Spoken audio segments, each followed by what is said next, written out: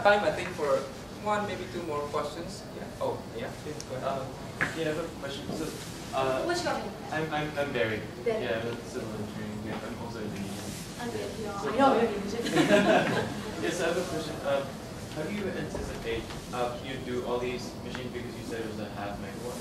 Do they anticipate growing demand for electricity in the area? And because usually when people get fast cars, they'll just drive faster. And this particular village is so lucky because the demand up till now is only 120 kilowatts. They're very low demand. But then actually, that's why we have an idea of selling this to the grid. Because it can generate 3.5 mega, can you imagine? So many idle capacity. But to some certain small village, we have to have, like now, the present situation, we have in Kalimantan, the resource potential is only 50 kilowatt, and the demand like 60.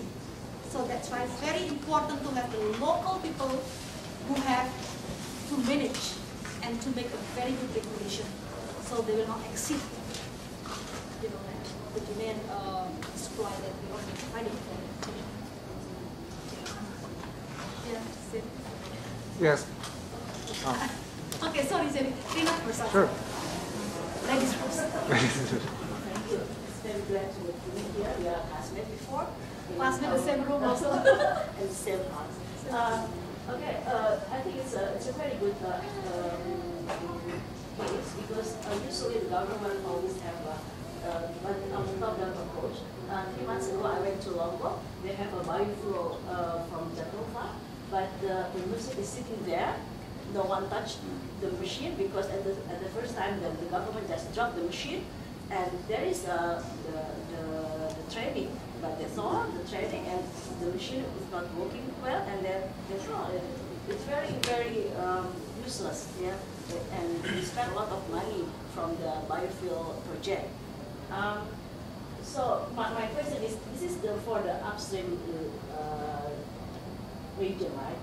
What happens if we have also the villages, the downstream, the downstream level, and they don't have water?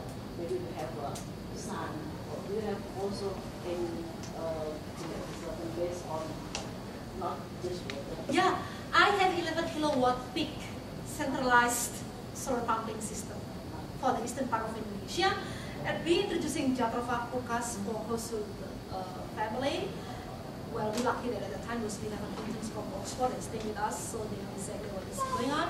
And then we also developing biogas system, centralized biogas. We have a household system, but also biogas centralized, just for several families. This is to anticipate an area in Indonesia that they don't have water potential. You and then no, I think so. Oh. Right. So you mentioned that you have 59 villages In the pipeline. in the pipeline that waiting for your help, and you also mentioned that you need funding or money to help them. Is that what I'm? And my question is, how does your work relate to the government in terms that are there any cooperative with the, they help you, are you helping the government, or are the governments going to fund you in some place, or are you looking for fund from privates? Well, I'm not that smart in working with the government. We have a different soul. That is the problem. Our soul is community-based. The government soul is money-driven development. And even though I'm now sitting in a national committee innovations advisor for the president, but can you imagine?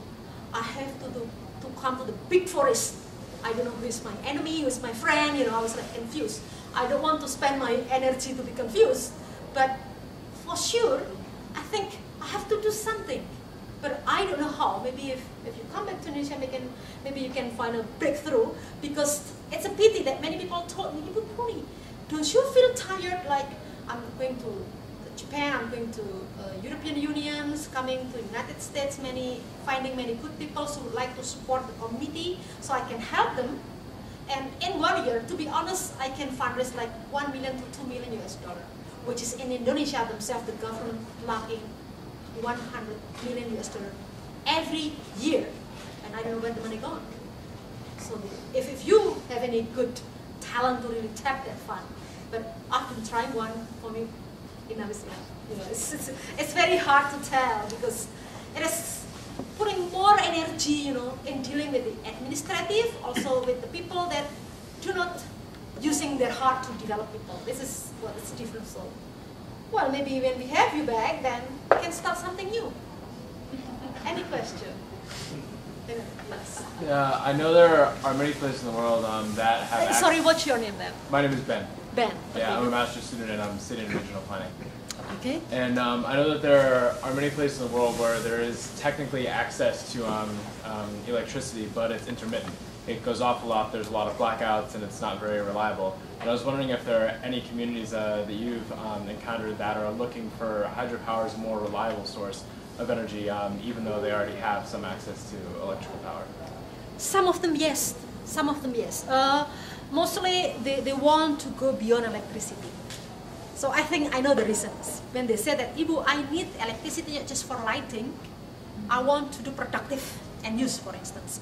But behind that reason, I understand that, well, when I look at that and trying to search what is happening, actually they have electricity like 2 hours, 4 hours, you know, and then it is because of, you know, lacking of fuel, because you generate with the diesel oil, and then the money is very limited, so you cannot have 24 hours, you know, the electricity, but it's dependent how much money you can put in to buy the fuel. That's also the reason. And also, the biggest constraint that our national utility now facing is they're running out of fund also to provide many fuels. It's very expensive, and they just could make this like 4 hours. Most part of eastern part of Indonesia and then outside Java, we can find very many villages that's only, you know, having electricity like from 6 p.m. to 10 p.m. This is in the case what I found. So when they have the potential, they usually, you know, write to us. And then, is there any possibilities? Yeah, that's the case. Thank you.